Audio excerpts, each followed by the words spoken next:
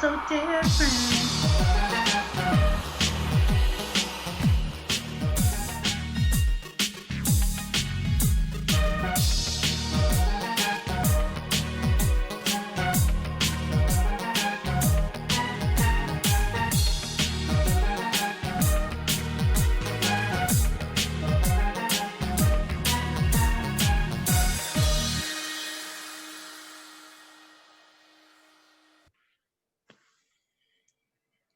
Wow. All right.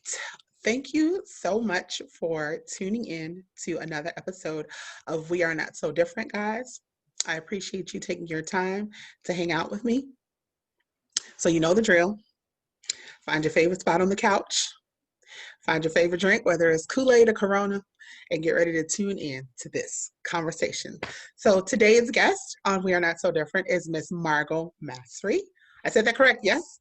Yes, Excellent. Welcome, Miss Margo. How are you today? I'm great. Thank you. Thank you for having me. Oh, thank you for coming on. I always appreciate because I know by your bio that you are a busy lady, and I appreciate anytime anyone can carve, a little bit of room out into their schedule to fit me in. So, thank you for coming on. And I want to give you guys a little bit of background, just a little taste of what Miss Margo has going on. Alongside her work as a virtual CFO, Margo offers coaching services aimed at helping small business owners learn how to overcome the many hurdles they face when trying to manage their finances. She is also regularly invited to speak at industry events. Margo is proud of her Brooklyn roots. She currently resides in Long Island. Outside of her work, she enjoys helping out in the community, reading, and exploring everything life has to offer. The one thing that I like so much about reading that is you enjoy helping out in the community.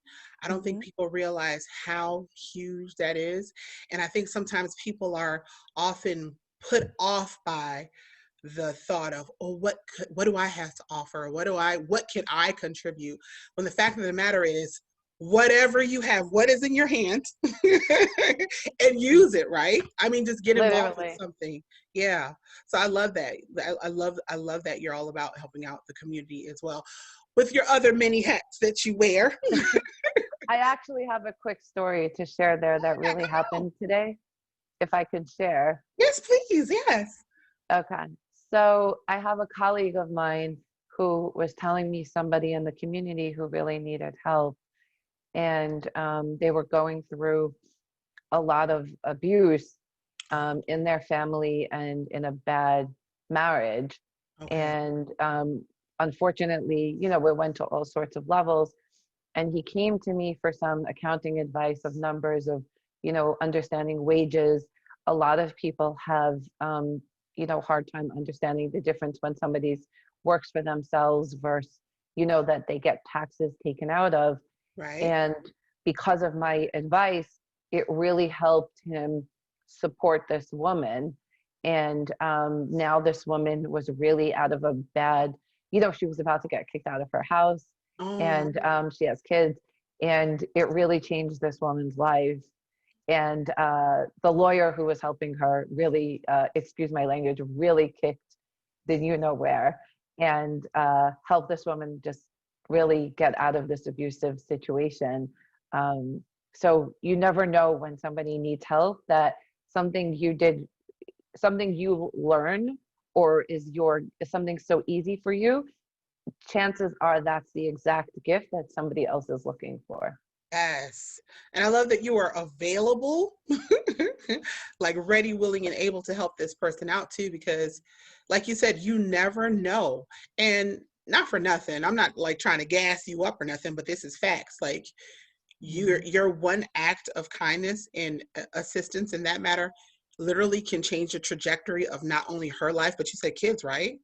Well, that's the thing. It changed her whole surrounding, her Yeah. kids, her job, and just knowing that this person now can pay her rent, have food, and that these children will have a shelter, because unfortunately, if things get bad, where do people go? They go to shelters. And this just might take some tears, but just the fact of doing that to another woman and helping her and giving these kids lives friends and all those things. It's just, there's nothing better. Yeah. Kudos, man. And that, I guess that's the part where, like, I mean, it's great to be able to know and acknowledge and get that, you know, that the warm and fuzzy feeling. But I know a lot of the work that you do is thankless. A lot of the things that you do are a labor of love. A lot of the things that you do require sacrifice and don't necessarily give you those warm and fuzzy feelings, but it is appreciated, man. I can say that I'm speaking for all those people that you've ever helped or assisted. I'm sure it's appreciated. So if not one person comes back and say, "Hey, Miss Margo, thank you," let me say it for them. Thank you, Miss Margo. You are Thank you. appreciated. Thank you. Thank you. That means more than you know. And it's true.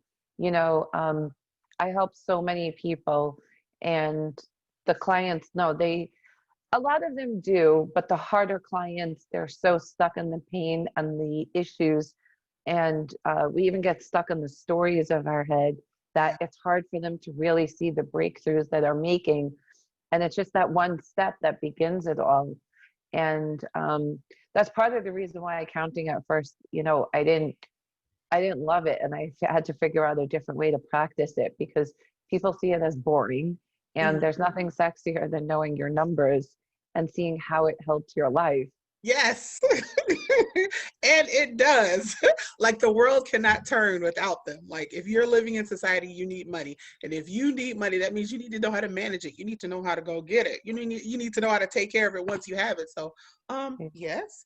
But before we hop into that good, all of my guests, they get the same 2 questions. So I'm going to present them to you as well.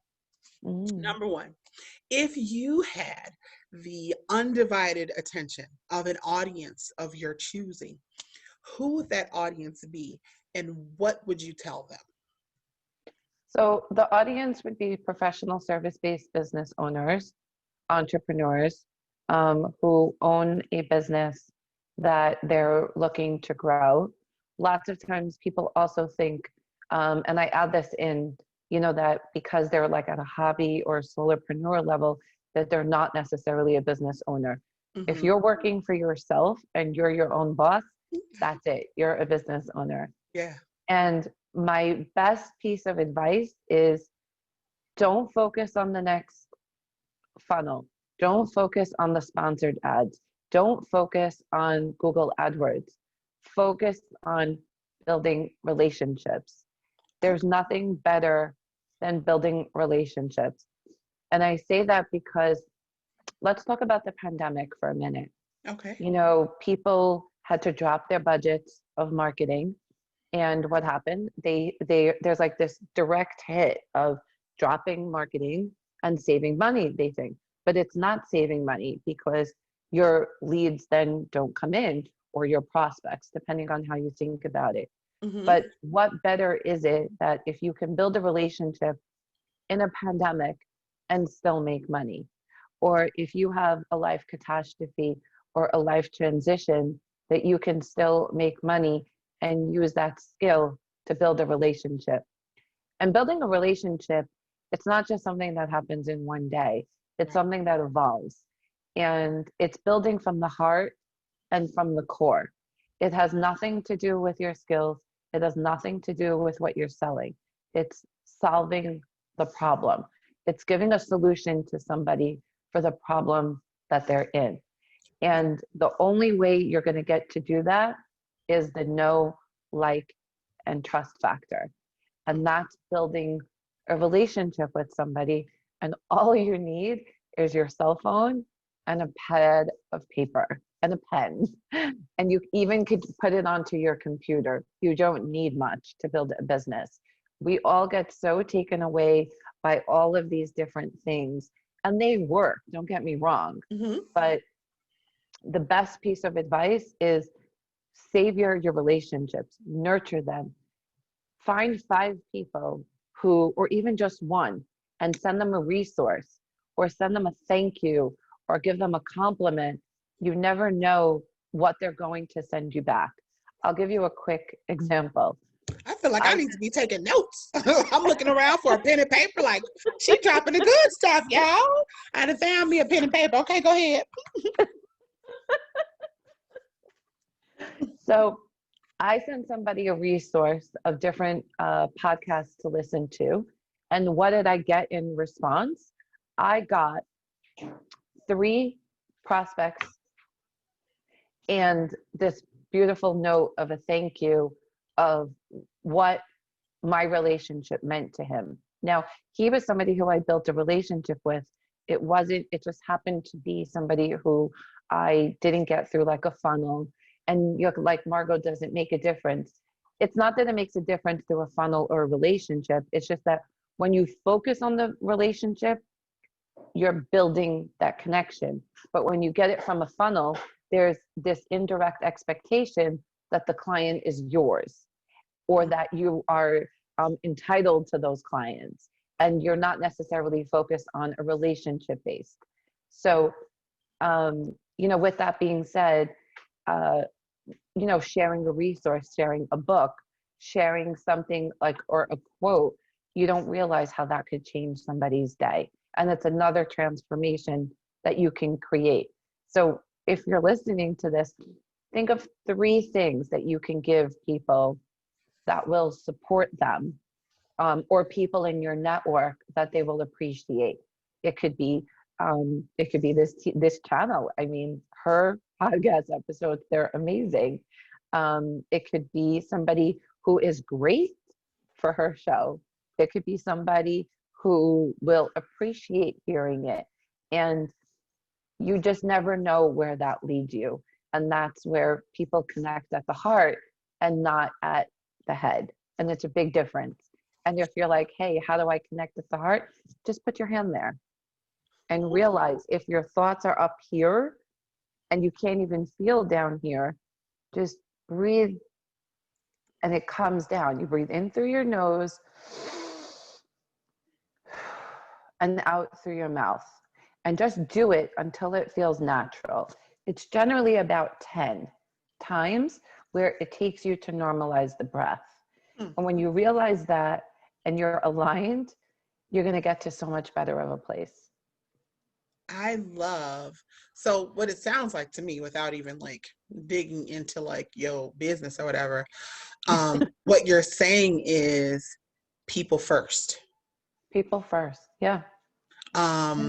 And I can't tell you how much I appreciate that. I'm a people person. I mean, everybody and their mama knows it. So it is so important. I've heard it even referred to as relationship capital. Yes. Your network is your net worth. Yeah. Okay. Look at the your network is your net worth. I hope y'all I got my notepad. I hope y'all got y'all notepad. Let me write that down. Hold, please. Your network is your net worth. Yeah. I love it. That is your real estate. Your network is your real estate.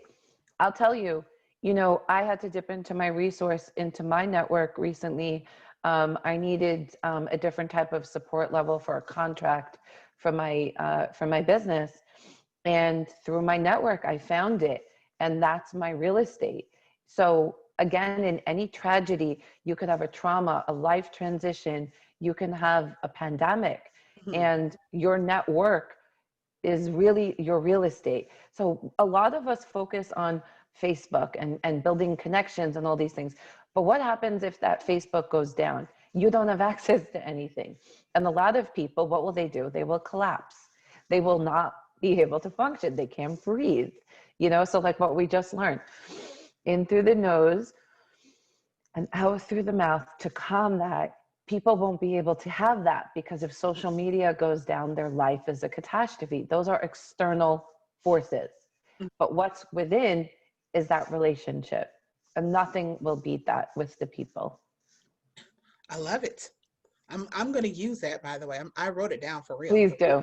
Network is my net worth. But please let me know how it works out for you. I would love to hear all the deets. Oh, you know I will, girl. You know I will. Okay, so number 2. If you had the opportunity to speak to like a younger version of yourself, let's say like 5 or 6-year-old Margo, what do you think little Margo needs to hear? Have patience and more confidence in myself. You know, when I started my own business, I didn't have patience. Like I thought everything was like instant, instant, instant. I was very about the next thing, the next thing, the next thing. I didn't listen well, Mm. and I didn't have patience to let things simmer and to let things see how it was going to work. Because the second we see something wrong, most of us just like we run away and we think something is wrong. That's like our automatic brain reaction of the stories that are telling ourselves. But what it is it's information, it's data. If you think about all the research that's done out there, it's data that they're getting it from, that they're compiling it from everybody. So I would say is having patience and having confidence. And if it's not coming back on your timeline or how you expected it or how you wanted it, or bringing in the income, you have to just look at what did work and do Okay. more of that, and just rinse and repeat, or copy and paste, copy and paste. You know, a lot of us are just trying the next thing, the next thing. But if you just look into what you're already doing, you'd realize that you already have the answers and they're all within. I'll tell you a quick story. Yeah. About 4 years ago, I started to work with this client, and we're just going to name him X for this. Okay. X. Client X. And I said to him, you don't really need to do anything else to make more money. You just need a good strategy. Boy, did he go off on me. He was like, all I need is a strategy, Margo. I have this business, I have this rent to pay, and all of these different things. And I said to him, you're already making money, but you're losing money by not paying attention to strategy. And what happened? I just kept nurturing him and nurturing him. And why do I say this? Is because we all respond differently. And this relationship was with me forever. So just keep at it and have patience. And that's what happened with him. Eventually he came back and he called me and he was like, are you the girl who told me I didn't need to make any money, any more money? It's like, yes, I still stand by that, Mr. X. And then he goes, well, come back in here because I want to hire you. Oh, okay. Wow. So he turned it around then. Yeah. Wow. That's Yeah. awesome. Strategy is huge. I love the fact that you were like, oh, I would tell myself to have more confidence. I think that's something that, well, I can't say that we all need because some of these people I think got a little bit too much confidence. Right. But I think it's something a good reminder for a good chunk of us that we need to have more confidence in ourselves.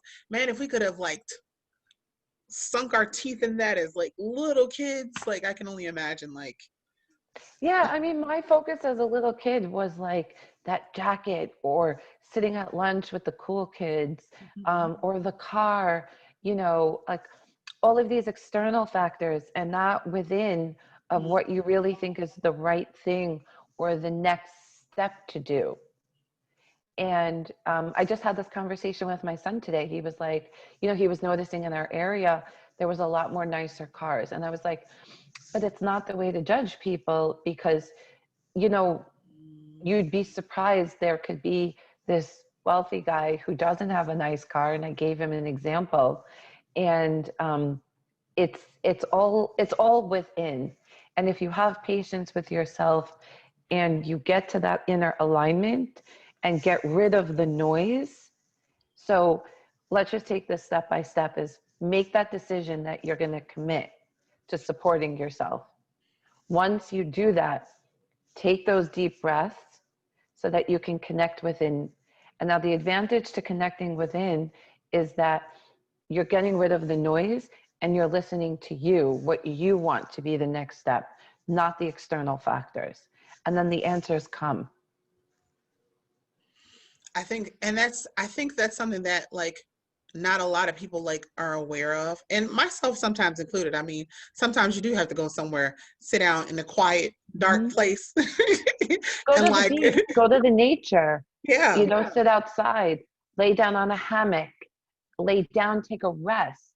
I mean, when I originally started with my coach and he would tell me these things, I would be like, are you like wackadoodle do? You know, like Oh, things to do. wackadoodle. But, Wow. these natural things, they work. Mhm. And, you're more at peace, you sleep better at night, you accomplish more, you scale your business or whatever you want to do and to accomplish, whatever's on your list of dreams, goals, priorities, and different things. Heck yeah. So okay. So at the beginning you said that other people think that accounting was boring. I'm assuming that you didn't think it was boring because that's what you got into. But Yeah. how did you what made you think, okay, this is what I want to do? And then how did you transition that or morph into the whole coaching thing? So I got into accounting because I always had a thing for numbers. And what really sparked me to get into accounting, the first thing was my older sister was in accounting as well. Okay. And I had this job that was on the wall in college, and it was this famous designer. And he actually agreed to work with me. And it really just set off a lot of opportunities. He appreciated my strategies and my systems. Ah, And um, it really, it just started to grow my confidence and my power. And I was like, wow, this could be contagious. yeah.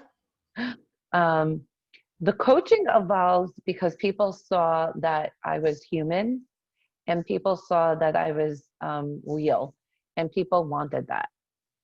And when I created that experience for myself and I saw how much pain was out there, it's just kind of what life evolved to me. So recently, I've been through a very big life transition of a divorce, and I've learned so many different things. I'm thankful for my divorce because it led me to a different path. I have better relationships with my kids. I've accomplished for myself, but the biggest thing I've accomplished for myself, I bought my own home. Hey, And congratulations. Don't thank scoot you. past that, girl. We got to celebrate that. Um, but I realized how many women needed the skills that I had, which was building the business, learning the numbers, fear of money, Mm. and that balance in a relationship. And men also, the pressure that they're up against in a relationship between running a business if they have a partner, with their marriage partner, all of those different things. And you can have it all. It's just that you have to align your priorities, and you will. And there's nothing better in coaching, seeing people really scale their lives and really just be their own power or their own hero when you just held them accountable, or you help them just tweak things so that they can really reach out there. Um, just changing people's lives and helping, there's nothing better. And in the coaching way, I'll tell you, it goes into that human connection. And I mean, now that I think about it on this, and you helped me get there, is that um, in the accounting way, people are not as thankful as in the coaching. Um, and to answer your question about the sexiness, to make it interesting, I bring out a lot of analogies.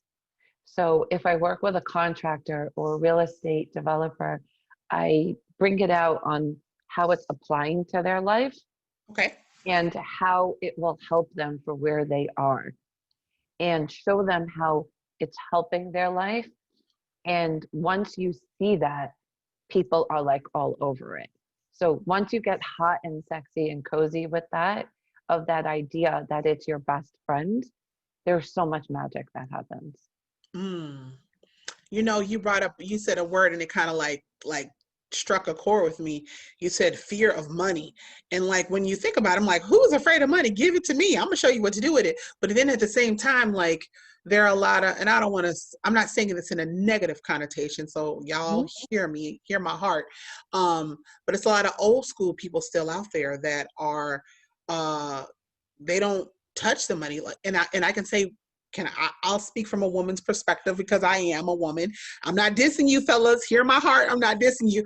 But a Mhm. lot of women, they are they Afraid of allow that they allow the step. man to do it, and they've never had to balance a checkbook. They've never had to manage a household because they allow the man to, and there's nothing wrong with that. You know what I'm saying? The man is the head of the household. God bless you. I'm not bashing that or nothing, but at the same time, you should be able to manage a checkbook. And if you can't get you somewhere, you can. So when you said fear of money, that's kind of where I went to. Like, yeah, there are people like legit are afraid of it because they've never had the opportunity or never wanted the responsibility of managing it. Right. It stays at the fear level. And another word I'm going to use here is courage, because it stays like two independent sides, the man and the woman, and there's no conversation, or a lot of people call it, I think it's called taboo, where they don't talk about it. Mm-hmm. And I'll tell you something, what ends up happening is that one person is making the best decision possible, and then the other person is looking at it at a different point where it starts to judge and say, you shoulda, coulda, woulda all over yourself. And it wasn't a partnership to be able to say that. Mm. And, you know, these days it's about the courage, and it's anything that's taboo, it's really what has to be out there, because the money fears are just so strong of people, especially now with the pandemic. And Yeah. I keep referencing that because, No, it's like you, real. yeah, like you said, it just stays at that like level of zero or frozen, like that fright, flight, freeze. Mm-hmm. It just stays at that freeze. And that's where a turning point for me was with the coaching, because um, helping people out of that, just take that first step of even agreeing to coach with me. I mean, let's be real. You're agreeing to be open, to be more vulnerable, to take those steps and to work on those. And money fears, when you get through them, you can accomplish anything. And Yeah. it's a lifelong journey, because you could accomplish them, and then there's the next one. And then you're like, you finish your goals. But then there is more, because you want the next level, the next level, the next level. And if something comes up, let it come up. And you know what you do?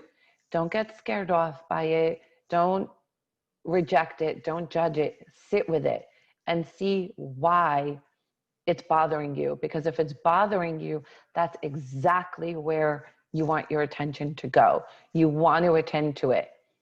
And your next step is go for support. Obviously, I would love for you to reach out to me, but reach out to some type of support or loved one, because or else it just comes into chronic pain and all sorts of different things, and you don't want that. Right. I like that.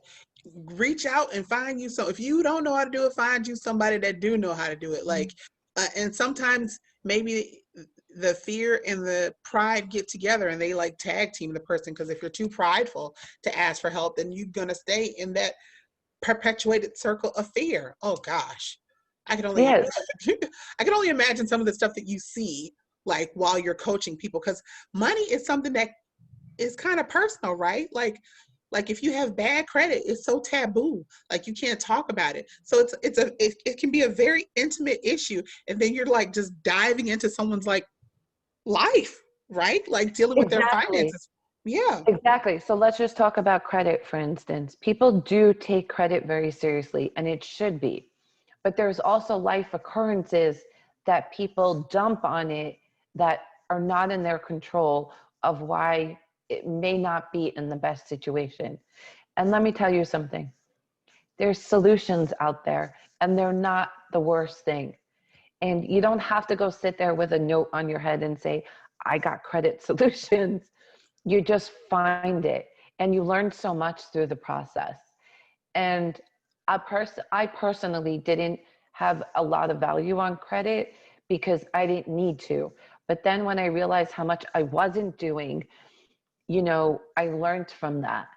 And you just take that one step, and the person is human on the other side who wants to help you. Yes. Yes. They're not like this monster. They're a human person that genuinely wants to get you to that next level. And I have to tell you, all of these different things, money fears, and, you know, credit, it all brings you to that next level and you can't escape it. It's like another, think of credit as a lifeline. Okay. Think of credit as a lifeline that if you needed something, that's why it's there. Okay. Okay. Think of it So on your same level and not against you. because whether you divorced, whether you married, credit you need it. It's there, whether you're thinking about it or not. Okay, lifeline. So, can I be nosy? And if you don't, Please you do. just tell me. You know, if I cross a line. But okay, so you said that you had a very life changing event. You went through a divorce. Mhm. Was the divorce about money? My divorce was about money. Yep. Yep. So can we expound upon that? And if, Yeah. like I said, if I'm crossing a line, tell me. No. Okay. Uh, so we did not have good agreements between each other, and we ended up leading a lot of independent lives. That with one way, I was one way, and he was another, and we didn't agree on a lot of things, and it tore us apart. We didn't have those money conversations, and it ended up being a should have, could have all over ourselves. And I'll tell you, sitting with outside professionals who don't know what they're doing, because what happens in divorce is you sit with lawyers who pretend that they know accounting, and I'm an accountant. So what Do happens they is, know that? Like, I feel like that should make them get on their P's and Q's. Like, okay, you're dealing with an accounting professional, so I need you to come correct, sir or ma'am. I'm sorry. Go that's ahead.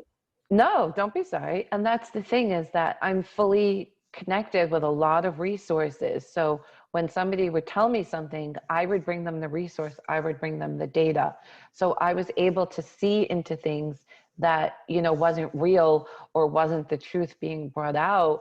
And I was able to save myself a lot of money. So when in one situation, taxes that were between the two of us, I saved myself $18,000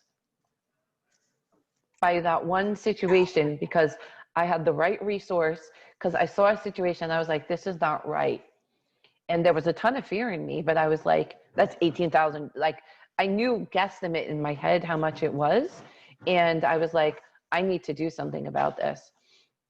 And obviously my ex didn't like that, but I was like, I'm not letting this happen to me.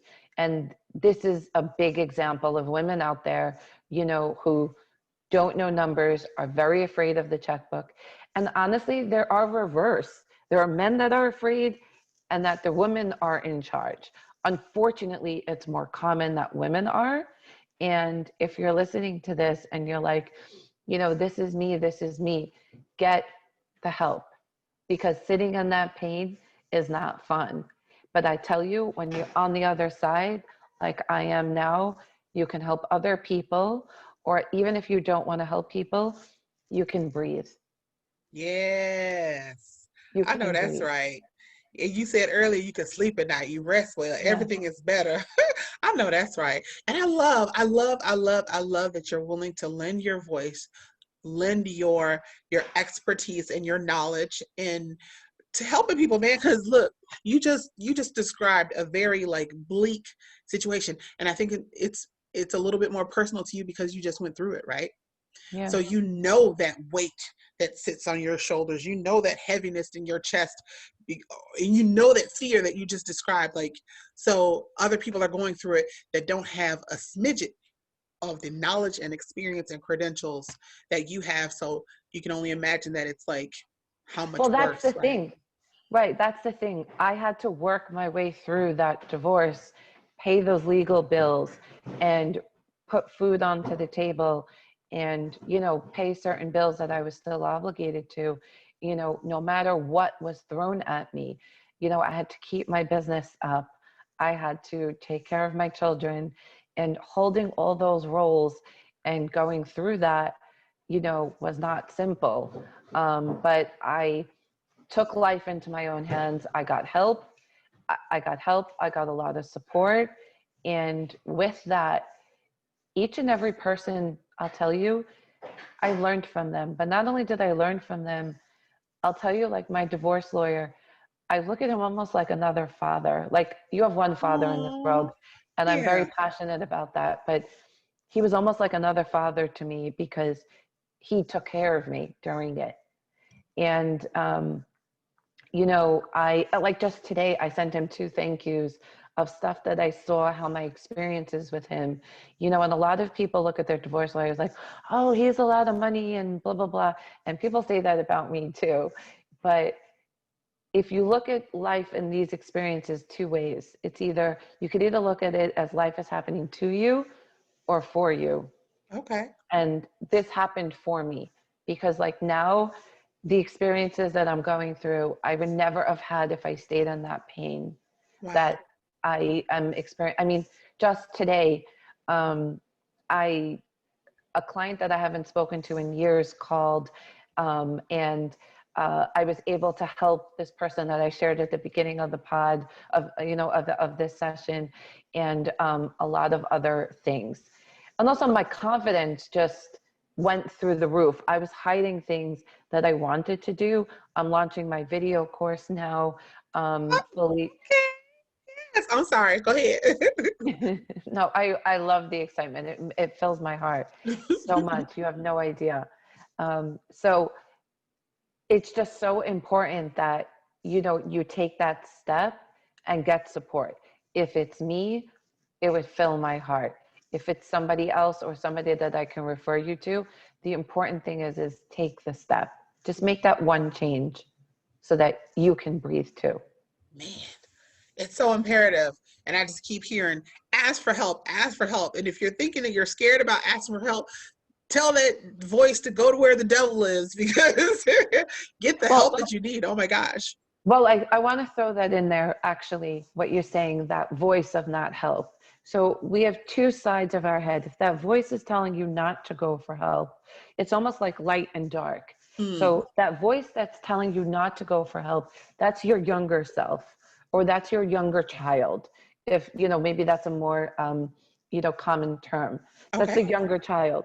But when that voice is telling you, no, don't go for help, you can do this, and you're gripping on like there's no tomorrow, think on the other side, like we said, light and dark. What would your parent tell the child? What would you tell that younger child to calm down and to feel like things are going to be okay or the safe? Yeah. What would you tell that younger child to feel safe or to give them courage or to give them that inner power? And what's going to happen is you're going to be like, I can do it. And the can, and you're going to build on that. And then you're going to have abundance in your life. You're not going to be in that scarcity mode. You're going to be in abundance, and you're going to feel a lot more flow and creativity, and you're going to reach your dreams and your goals. Wow. I like that. And it's so simple, right? Like, I mean, you make it sound simple. God bless you. But yeah, like I totally get it. Like you have that voice. You're always gonna have that, like the little, like in the cartoons, you got the angel on one side and the devil on the other side. But it's so right. Like, so if you got one voice and it's like scared, scared, scared, think of that as a child. And what would mom say, or what would dad say? What I can relate. And I hope you guys can relate too. Wow, I just had a And moment. give yourself a hug. Right? Oh my gosh. Okay, so another thing you said, you were um, talking about money, Mm-hmm. even in marriage, and how sometimes it can be viewed as taboo. I know in our previous conversation, you mentioned money dates or dates where you would Hmm. talk about money. So I've never heard of this before, which is sad because I'm married, so probably I should learn a little about it. But like, how do you can you describe what Sure. that is, what the conversation looks like, and then how can us married people, how can we implement that into our routine? So absolutely. So the first thing is to starting from the end of how to implement it is first both agreeing that it's needed. It's starting that mutual place of agreements that you both need that conversation to get to that place. That's the first step. After that, it's finding the common time on both of your calendars that it can happen. Now, you can choose a slot of like as little as 15 minutes, 30 minutes. It doesn't have to be these wide spans of time. Eventually, you're going to customize it for your needs. But what happens is in the time, you also have to name the calendar time on your calendar that you actually attend it. And I say that because it's kind of like talking about money. You're not going to attend that event. You're going to cancel. Okay. You want to name it something that you're actually going to attend. So when you're actually together, you're talking about everything, or you're having an agenda. So let's say it's a 15-minute slot or like a 20-minute slot. You're going to agree on 3 things that you want to create of solutions there. Okay. And you each have your times to talk. And it's creating the boundaries of you don't cut off each other, or you do little things of like writing notes down so that you can really hear and not jump in. Because when we jump in, we're trying to force and we're trying to push what we want to say onto our partner or our loved one versus really, really hearing them. So you would each have time to discuss what you want to share, but be able to respond without judging the other person's opinion. And I'm a very big fan of having the agenda so that you can look at the end of the time and be able to say, we accomplished that. And even create the agenda for next time. And you're like, that sounds like a lot of work for 30 minutes. It's So okay. what happens is you might stay longer, but you acknowledge and appreciate to each other that you actually attended. And I would also give yourself some type of gift after, of like a little bit of chocolate or a candle, something that you give yourself that little win that you did it, so that you create that safe space. It's important not to yell at each other or to argue or to yell, to acknowledge. It's a very big factor to acknowledge each other for attending and for actually voicing what you want to share. Because, so for instance, if I share something to you and I'm just saying, no, no, no, no, no, this is the way it should be, that's not acknowledging, it's stepping onto the person. So you want to create that safe space of starting with the step of acknowledging when it's your time to respond with that, and then say, I hear you, but how about this? And then you come to a mutual place and you leave with this give and take. You're giving, but you're taking back of that safe place, of that place that you created together. And if you do this, I would say it's definitely important to do it weekly. And Okay. some people will be like, I ain't doing this weekly. If you did it every 2 weeks, once a month is very little. If you think about it, how often does the mail come? Right. Every The day. mail comes every day. Yeah. So how many things come to our plate every day? So how could you expect things not to have solutions if you don't attend to them? How you take care of your money is how it's going to take care of you. Say that again, girl. Say it again. How you take care of your money is how it takes care of you. So if you're not taking care of your money, it's not taking care of you. Wow. And you know what? Because you hit the nail right on the head when you was like, that sounds like a lot of work. I was like, oh, she got an agenda and everything. Like, this sounds like a legitimate like business meeting. And you're like, take notes. You know how you're at a board meeting and you got the person that takes the notes and I motioned this. And I was like, this sounds like official. But at the same time, you're right. We do get mail every day. And even if you leave the house, sometimes I purpose within myself not to leave the house, because if I leave the house 9 times out of 10, I'm going to spend money. So if you're going to work every day, because some people still leave the house to go to work, if you're leaving the house to go to work, 9 times out of 10, you're going to spend money. So if you're spending money every day and the both of y'all come together once a week, doesn't seem like a lot to discuss, hey, where are we? Are we working towards our common goal? Like, what are we doing? What are we doing? Right. Right. You'd be surprised how much, if you spend 30 minutes a week, if you upgrade it to an hour, But I'm going to give you a quick tip with knowing if a solution is right for you. Ever feel like you need to make a money decision, but like your body is like all jittery and like your heart is pounding and like your head all of a sudden you got the biggest headache? Those are not solutions that are good for you. Keep digging, keep looking. Okay. Okay. You I hope know, y'all got that. Keep digging, keep looking. If your body is tensing up, your body is in defense mode, 9 times out of 10, that's your body trying to tell you something, right? Like, don't do it. And listen to the body, Right. because if you don't listen to the body, the trauma will stay in the body. Mm. And then when that situation arises, you're not happy with that outcome and you're not going to be on board. So what happens is that it's a Band-Aid on top of a Band-Aid on top of a Band-Aid that didn't go anywhere. It's just a Band-Aid that didn't get healed. So you need the trauma. You're basically in the emergency room now because you didn't deal with it. You just created solutions of a Band-Aid, but not a real solution. And it's crazy because, like, I'm thinking about, because some families, and like I said, this ain't me dissing nobody. Y'all hear my heart. Y'all know me. Some marriages have separate accounts where the man and woman don't have a shared account. So y'all really don't know what's going on, where the money going. So that's even more reason to be like, hey, let's check in and let's see what we got going on here.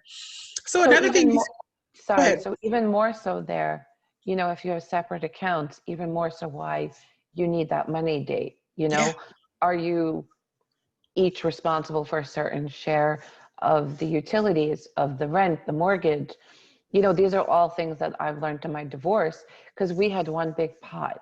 But the one big pot, you just think like, oh, the pot's going to take care of it. The pot's going to take care of it. But there was no real structure and rules. And you can look at the notes. You can look at it as notes, but look at it as accountable to remember. But life is busy.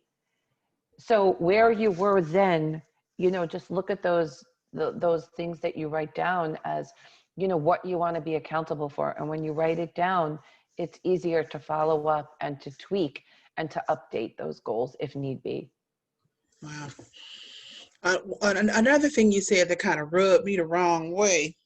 You said it's more likely that the men get the better deal in the divorce. Mm-hmm. Why is that? Um, And what can we do to stop it? I'm world. like, oh, there you go. Bottom line. It's a man's world. I'll tell you, I'm a woman, a hardworking woman in a man's world. And all over court, it's a man's system. For instance, the marital house that we had was in my ex-husband's name, but it was still a marital asset.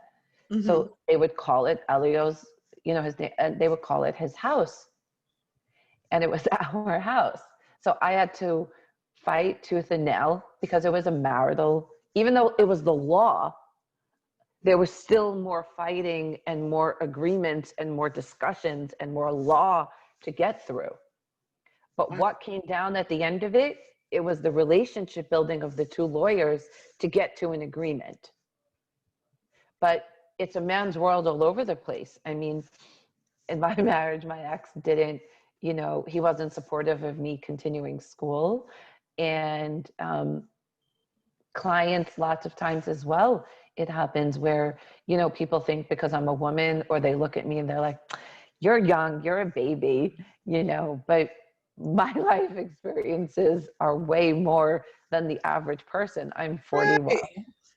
And, I don't like to say I've been through a lot. I've experienced life and I'm living life, but it's I don't care if you was because I am dumbfounded by the stuff that comes out of people's mouths sometimes. I don't care if you 21.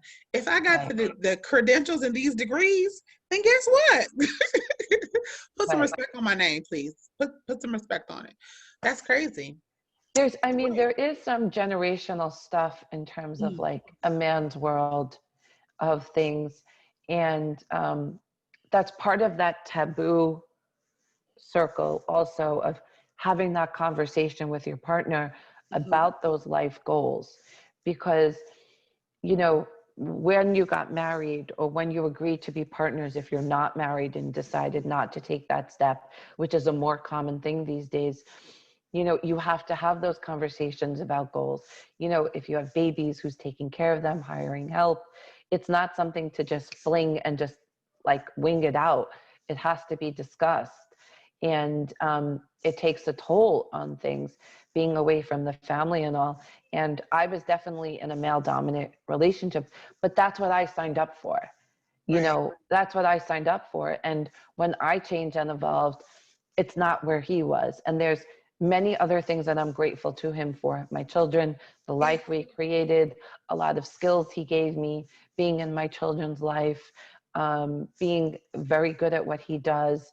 You know, there's a lot of things that I'm grateful to him for, but it was a male dominant relationship. But I also acknowledge I signed up for that. And that's who I was then. You know, now, not that I want the power, it's just I evolved. I raised my children. Yeah. I have two amazing kids, 17 and 14. I have a boy and a girl. My 17 is 14. 17 is a boy, and my 14-year-old is a girl, Joseph and Allison. And my son just got his license. And Uh-oh, look out, world. That's why he's looking at cars. He trying to drop me some hints, mama. But with my daughter, I mean, I'm very passionate about her career and having her own path and having her word shared, because I know what it's like when you want to say something and you just stuff it inside. Yeah. And I'll say it to her in front of my son. I'm like, you're going to have people like your big brother. And he means it as a joke because he dies for her. But, you know, use your brother as like that trial, or that, you know, that monkey that you try on, because, you know, out there, people are going to look at you because you're a woman. And it's just something that you have to just, once I accepted it, I knew how to, I figured out how to, I saw ways how to work it. And that's why I say the first thing to do is acknowledge it, or accept it, depending on what it is. And then you move on from there. Wow. I love that. I mean, what better way, right, to start in the household? You got a little lady that you're raising up, and if any way, shape, or form you can help her prevent some of the dips and potholes that you experience, why not, right? Yeah. It But took me then, 20 years. Why would I want her to go through that? You yeah, know, I want her to live and thrive. And, you know, my ceiling, I want that to be her floor. I know that's right. Yes, mama, yes. But I bet that she gets the privilege to watch all of this. I'm sure it wasn't the most pleasant thing watching her mom and dad get divorced, but Yeah. at the same time, she gets to see her mama handling business. So like you said, you were going to work, you were running your own business, and you were still bringing home the bacon. I was still coming home and take care of household. That's got to do something for her to see you Yeah. in that, walking out your life, living in strength, and you know what I'm saying? It's got to do something for her. Yeah. I mean, my son also works. I mean, I helped him bring out his career. You know, he's in computers. And I encourage him also with how he talks to women and to ladies, you know, how that is. And I tell him, you know, with his sister, you know, how important it is. And I do share with them, I'm very open about the divorce. I don't really hide, I didn't really hide anything. You know, the lawyers, they want you to. And at a point, I was trying because they told me to, and I was so afraid of the process. And I just said to my lawyer one day, I'm like my lawyer said to me one time, it's like, he can't know the cost or the percentages or something like this. And I'm like, if you go into a store with your kid and he wants sneakers, Right, you're going to tell the owner to pick up the price tag? I mean, they got to be ready for life. It's just, you know, I don't know. My mom did that to me, and it would annoy the bejitters out of me, because I'm like, what are you sheltering me for? So then when I'm right, in front of it, I don't know how to deal with it. right, right. Wow, wow. Well, I know they're thankful, and I don't know if they said it, but I'm sure they will. Everyone comes to that one point in their life, when they're like, Mom was right. I hope you get to experience that moment time and time again before, Thank you. Right Um, back at so you. with all the other stuff that you have going on, are you working on anything new? Anything new coming down the line? So my course is officially launching in December and January.